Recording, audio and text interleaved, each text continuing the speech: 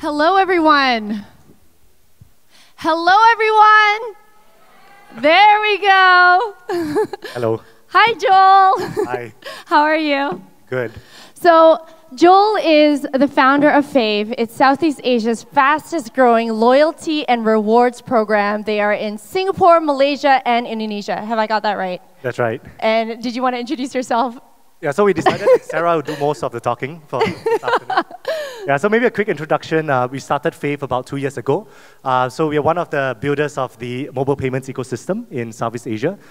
We primarily focus on like restaurants, retailers, mostly offline businesses to get them on board to accept mobile payments. But the main thing is that the key question for us a lot of times is why should we accept mobile payments, right? We are actually fine with cash. We are fine with credit cards.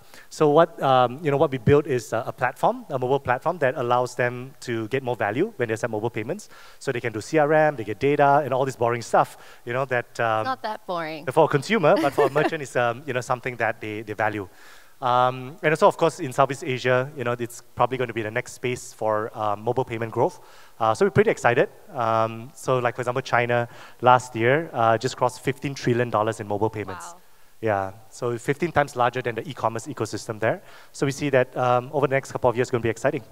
It sounds really exciting. And I know you were talking to me a little bit earlier about e-wallets and the payments and things like that. I know that your company's probably gone through a lot of changes. Could you talk a little bit about that before we send it over to the crowd? This is a rapid fire session, so it means that you get to ask anything you want to ask with the moderation of questions on the other side. But yes, then we get to put them live and I get to ask Joel your questions. So make sure you do log on to the system and I'll be able to address them. But yes, what kind of changes have you seen in your company so far? Yeah, so maybe to give some context how we landed onto Fave for the past 2 years. So before this, I was running the Groupon business across Asia for 5 years. So one thing that was interesting about the Groupon business model, it was growing very, very fast from 2011 to maybe about 2013. So the two things that we sell on the platform is products and services. Right? So we sell e-commerce products. So for example, very similar like Lazada or Shopee. And then we have another business which actually sells vouchers for offline businesses. So at that point of time, the company, somehow we decided to invest a lot into e-commerce, right? But when I took a look at the business, I realized that e-commerce, the economics of e-commerce was very difficult, right? It's very hard to actually make money on e-commerce. Why? Because it's online? Is it, what makes it difficult? There's actually a lot of costs associated with e-commerce. So for example, when we look at it as a consumer, yeah, you're buying just something and it gets delivered to you within 2 days. But actually there's warehousing, there's logistics, there's inventory costs, refunds, returns, yeah? So there's actually a lot of back-end costs that actually makes it very difficult to make money. But on the other hand, we saw that offline businesses and providing them more ways to interact with consumers, that was actually a very fast-growing space. The only downside when Groupon was we captured it in a voucher model. And that's it, right? So in China, the Groupon of China evolved from the voucher model into mobile payments, into different services like food delivery and so on. So it expanded, and we saw how that was quite relevant here in Southeast Asia over the next few years. So what happened was I left Groupon in 2015. And then we somewhat did like a management buyout of the Groupon companies here in Malaysia, Indonesia, Singapore. We built Fave, and then we integrated the voucher model, and then we expanded services, mobile payment services to merchants. So that's kind of like how we ended up in this spot, yeah. No, but it's good. Oh, wow, there's tons of questions. You guys are fantastic. Okay. What's the biggest misunderstanding consumers have about Fave Pay? Yeah. Put that up. Yes. What's the biggest misunderstanding consumers have about Fave Pay? It's actually quite straightforward. So they think that Fave Pay is a mobile wallet, right? So which we are not actually a mobile wallet.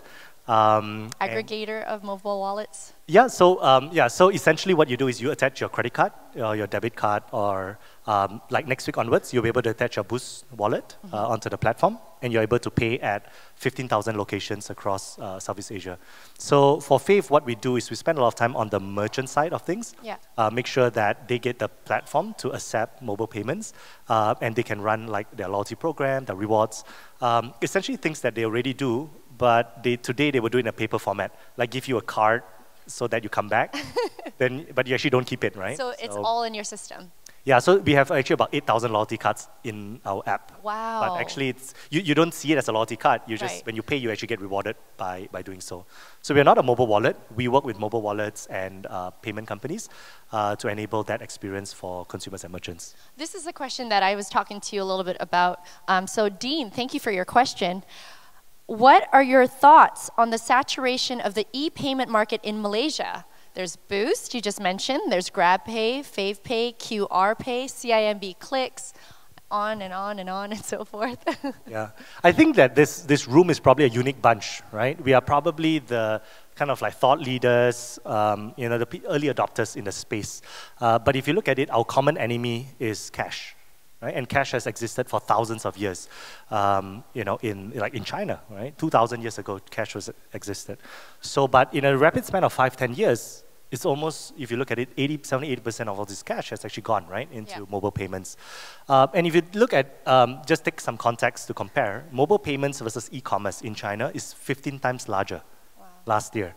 So if you take that same example, just in Malaysia, where we crossed $1 billion of transactions on e-commerce, there's actually $15 billion of headroom. Right? But today, I don't think we are even doing $1 billion in mobile payments. So you don't even think it's that saturated it's at actually, this point? It's very early.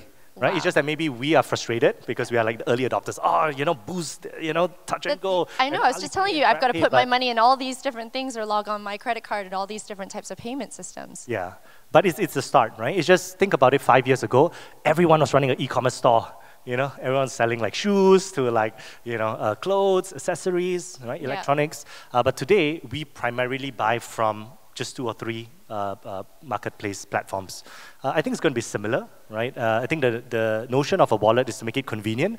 So essentially, you should have maximum 2 or 3. 2 or 3. In maybe 5 years from now. It's like carrying a Visa and a MasterCard and an Amex just in case. Yeah. It's one of those things. I don't have an Amex, but... Okay. Hope Amex is not in the crowd. All right, I've got another question for you by Ben. How many people are actively using Fave Pay on a daily basis? Do you have stats on that? Yeah, so it's kind of confidential, but since you asked, and I've got to answer. We're all close friends here, right? It's this small room here. Yeah, so we... Thanks. Yeah, so it's not that big. I think just to give you some context on volume, we do about $8.5-9 million US a month today. So it's kind of on a year, it's about $100 million US. Last year we were doing about $30-40 million, so we've grown like 3 times on a year-on-year basis. Wow. Yeah, and I think that a lot of it is driven primarily by the ecosystem investors, right? So like Boost, for example, investing and educating consumers to adapt, mobile payments. Then there are multiple banks have started to also invest, and the government. Yeah. Yeah. So I think government has been quite forward with this in Malaysia, Southeast Asia. I think I'd say like Singapore, Malaysia, they're pretty forward with trying to push this agenda. We've got another question here.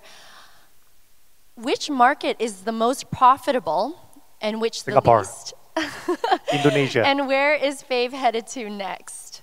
Yeah, so Singapore is always the most profitable market, right? Because unit economics-wise, the currency is 3 times more than Malaysia, 6 times more than like Indonesian currency. So our average order value is typically way higher. So it's more based on the strength of their currency versus the number of the population. Yeah, so for example, actually Indonesia, we do the most number of transactions, but it's actually our smallest business. Whereas Interesting. Singapore actually does the least number of transactions compared to the 3 markets, but it's our largest business.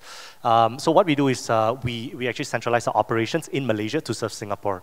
So it's easy to, and somewhat I think investors in Singapore and startups in Singapore are probably more rational than markets like Indonesia. In Indonesia, you've got a lot of large companies that have raised a lot of money, and the unit economics there is always very challenging, right? In fact, it's quite hard to make money in Indonesia. So it's a long bet. I mean, it's a large market, but Singapore is always kind of most profitable. Well, you're the fastest growing loyalty and rewards program in Southeast Asia. So you've mentioned the 3 countries. Where are you looking to next? Is Philippines, Thailand, Vietnam? That's all I had in my head for Southeast Asia. Cambodia. There's Cambodia, Laos, Myanmar. Yes. Laos. Yeah, so the thing is that for us, sometimes we are actually too early in the market. So when we launched Fave Pay, in fact, our team would ask us, it's like, why are we doing this? Nobody uses mobile payments, right? So it was like about 1.5 years ago. So we had to convince our team to say, hey, it's going to come, etc. And we got to build and then wait for it to kind of come. I think that these 3 markets are actually probably the most forward, pushed by the government and investors.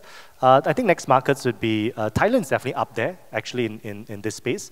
It's just that Thailand a bit more complex, right? I think previous presenter did a great job in explaining the Thailand ecosystem. I think they're doing really well in pushing mobile payments in the country. So I think Thailand, Philippines would naturally be the 2 next markets. But oftentimes, actually, when we build in the mobile payment ecosystem, it could be too early because consumers actually have not got the technology or the solution to use yet. Okay. We have another question. What is the biggest challenge in getting users to use your service? And the second part is, how do you incentivize behaviors to your advantage? Yeah, so it's actually not difficult to get users to use the service. It's difficult to get businesses to accept the service. Because for businesses, cash is actually, there are pros and cons to cash. Cash, there's risk in handling it. Yeah, so I think a lot of times they lose money. Actually, some businesses will account 3 to 5% of losses from handling cash, That's right. whether it gets stolen, etc. Right? But cash, the great thing is it's immediate, and one of the biggest for them, the biggest benefit is the cash flow, right? They actually need it to kind of buy like supplies, etc. So it's actually quite hard competing with cash. And that's why we have to actually create a lot more value by giving them different tools. They can do CRM, they can get data, they can know their customer's birthday, they're able to retarget them, which customers have not come back. Like sort of a POS system that sort of tells them a lot more information than they would have ever gotten if they got cash. Absolutely. So if you look at it, on the POS side, they actually don't have data about customers. That's the problem for POS companies, right? Because when you go there and pay cash or card, they would only know essentially what you have ordered, but they actually don't know anything about you. There's no way to talk to you again. So, but if it's on mobile payments, because it's the consumer application that's facilitating the transaction, there's a lot of things that can be done, right, from that. Yeah. So for example, you could respond, you could give a review, the merchant could respond to you, talk to you, give you a promo code, you can share it with your friends. So there's many interactions. And there's a lot of things that you can track in it, and it makes businesses be like, this is a bit more interesting than what I already have. Absolutely. Great. Well, it looks like we have just made the cut for the time, and we're definitely on time here. Thanks so much. Everyone give him a big round of applause. Right. Answering these tough questions you had here. Thanks so much, and I think we're on to our next round. Ladies and gentlemen, a nice warm round of applause. It's Joel Neoh of Fave.